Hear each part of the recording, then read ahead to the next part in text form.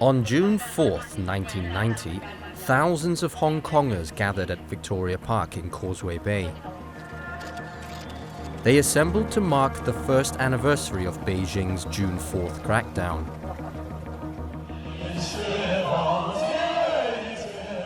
For the next 30 years, the vigil would become an annual event in Hong Kong, initially as a show of solidarity with the pro-democracy movement in mainland China, and later as a symbol of defiance against mainland authorities. Tens of thousands would fill the park's football pitches that were awash with candlelight.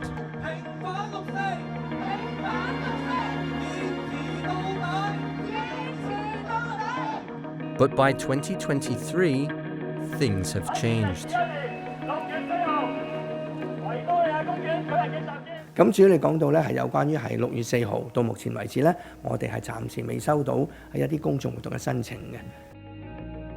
Since 2019, no official vigil has been held at Victoria Park, and even unauthorized ones have died down.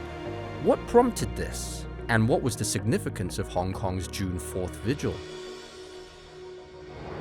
In May 1989, as the late paramount leader Deng Xiaoping imposed martial law in Beijing to quell student protests, over 1 million Hong Kongers took to the streets in support of students' demand for democracy and greater transparency in the Chinese government. The Hong Kong Alliance in support of patriotic democratic movements of China was formed on May 21st, as Hong Kong society from across the political spectrum came out in support of the student demonstrations. Even when the military moved in on Beijing student protesters on the eve of June 4th, the alliance carried on with its mission of supporting the pro-democracy movement by organizing demonstrations and rescue missions to smuggle dissidents out from mainland China. Then, for over a quarter of a century, the 1990 Maiden Vigil organized by the alliance would become an annual commemoration, even after Hong Kong's return to China in 1997. As the event eventually disappeared from mainland Chinese public discourse amid tight restrictions of mainland media and the internet, Hong Kong's Candlelight Vigil became the only large-scale public commemoration of the event on Chinese soil. While similar gatherings have been held in Taiwan and overseas, none came close to the scale seen in Hong Kong. With the vigil drawing tens of thousands of people each year, the annual event became a reflection of the city's political and social movements, serving as a gauge for public sentiment.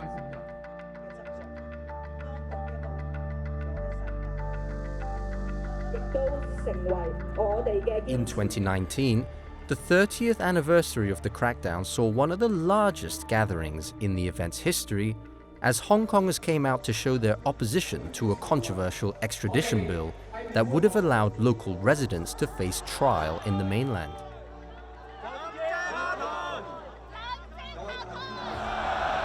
Months of social unrest followed that year until the COVID-19 pandemic put a stop to public gatherings. For the first time, the vigil was banned in 2020, with the pandemic cited as the reason. But some 20,000 people defied the order anyway and went past police barriers set up at the park, where a much diminished gathering took place with no official program. That would be the last display of dissent at Victoria Park. Political figures and activists who attended the 2020 vigil, including activist Joshua Wong and media mogul Jimmy Lai, were later prosecuted for unauthorized assembly. That same month, Beijing imposed a national security law in Hong Kong. Critics say the law, which prohibits acts of secession, subversion, terrorism, and collusion with foreign forces, has been used along with colonial-era sedition and public order legislations to deter dissent. The government says the move has been instrumental in restoring law and order in the city. With the NSL in place, the public has been wary of taking part in June 4th commemorations. But some have tried. In the early morning of June 4th, 2021, Hong Kong Alliance Vice Chairwoman Chow Hang-tung was arrested after vowing to defy the vigil ban. Meanwhile, small pockets of protests were held in other parts of the city.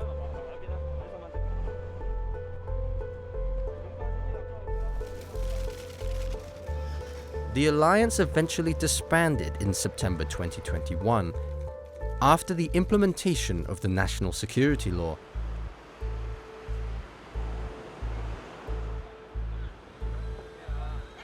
Ahead of the 2022 anniversary, police cordoned off Victoria Park and conducted stop and searches in the area, targeting anyone wearing black or carrying flowers.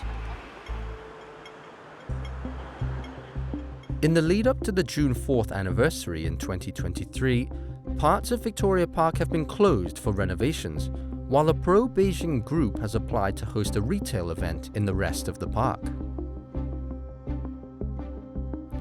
The government said that any applications to hold a public commemoration of the June 4th event would be handled in accordance with the law.